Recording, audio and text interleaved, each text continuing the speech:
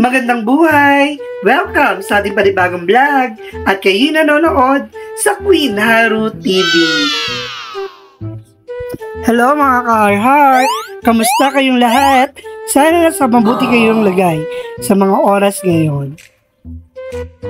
Mga ka-heart, kung nagustuhan ninyo ang vlog natin nung nakaraang episode na may pinamagatang Manila Cathedral Part 1, you heard it right guys!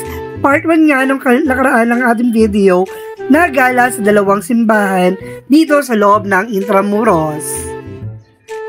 Nakaraan guys, naman nga tayo sa simbahan ng Manila Cathedral dahil sa disenyo nitong Romanist architecture design. Mas papangain pa tayo ngayon ng isa pang simbahan na ating pupuntahan at papasyalan. Kaya guys, ano pang hinihintay mo? Tara na! Gora na!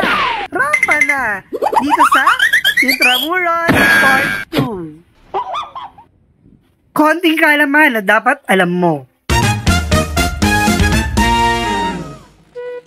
Ang simbahan ng San Agustin o Espanyol Iglesia de San Agustin ay isang simbahang Romano-Katoliko sa ilalim ng orden ng San Agustin na matatagpuan sa loob ng Intramuros, Maynila. Ang simbahan ng San Agustin ay ang Immaculate Conception Parish Church of San Agustin sa kasalukuyan. Taong 1993, diniklara bilang pandaigdigang pamanang pook ng UNESCO ang San Agustin. Ang simbahan ng San Agustin ay dinisenyo ayon sa ilan. Hinalintulad ito sa mga gandang templo na ipinatayo ng mga Agustinian sa bansang Mexico. Ang kasalukuyang struktura nito ay sinimulang ipatayo noong pang 1587 at nakompleto noong 1604. Maraming beses na itong gumuho dahil sa mga kalamidad o yung mga natural disaster na naranasan ng ating bansa noong mga panahon na yun. Alam niyo ba guys, ang disenyong ito ay binase sa atmosperang medieval sapagkat ang parehong simbahan ay sumisimbolo sa karangalan at balanse ng isang ginintuang panahon ng Kastila. Oh no! OMG, may lapida sa loob ng simbahan? What? You heard it right guys, may libingan o lapida sa loob ng simbahang ito. Alam niyo ba na ang libingan ni Miguel Lopez de Legazpi ay nasa loob ng San Agustin Church? At bukod sa libingan ni Miguel Lopez de Legazpi, ay makikita din ninyo ang iba't ibang lapida na nasa flooring o sahig at dingding ng simbahang ito. Bakit kaya guys? Alam niyo kaya? Comment down below nga kung alam niyo bakit may mga lapida dito. Nanang ko po! Bola lang yan.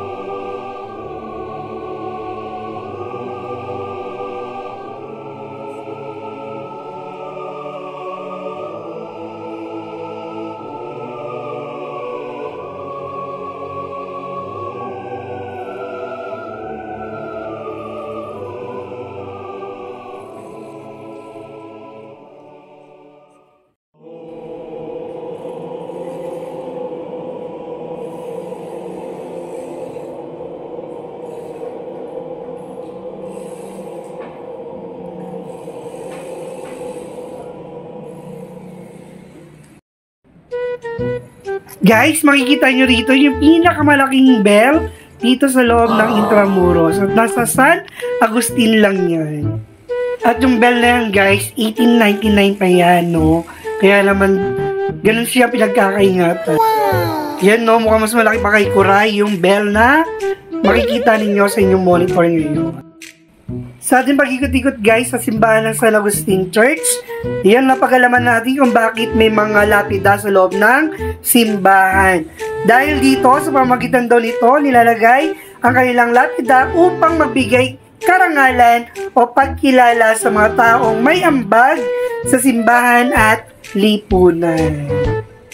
Kadalasan, mga prominente o may mga kayang tao ang nakalagay na lapida dito sa San Agustin Church. Yan.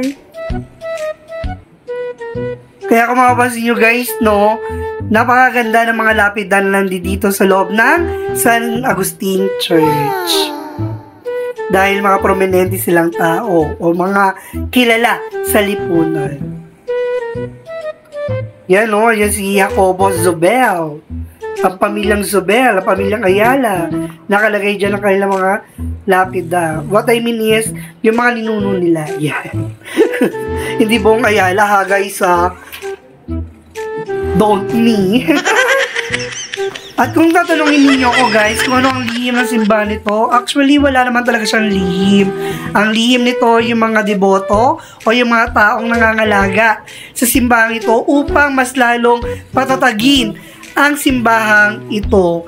Kaya naman, no, isa ito sa mga pamana ng ating mga ninuno na kung saan ating dapat itong pangalagahan.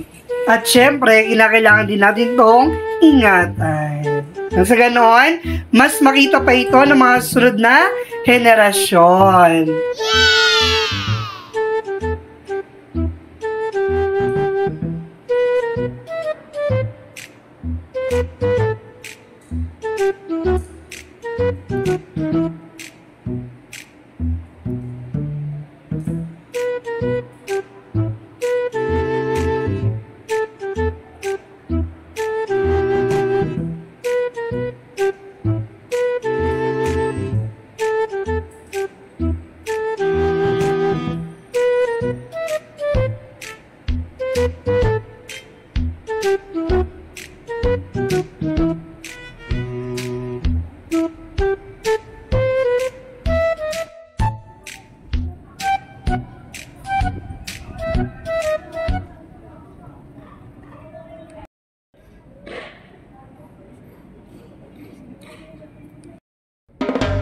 Yes guys, hanggang dito na lang muna tayo at magkikita muli tayo sa ating panibagong vlog sa mga sunod na araw.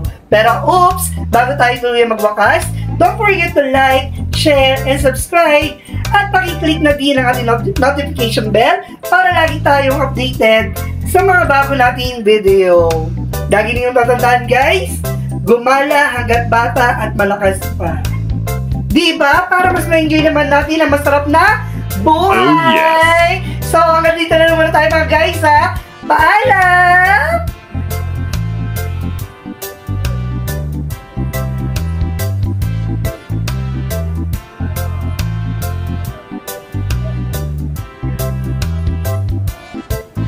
Out time!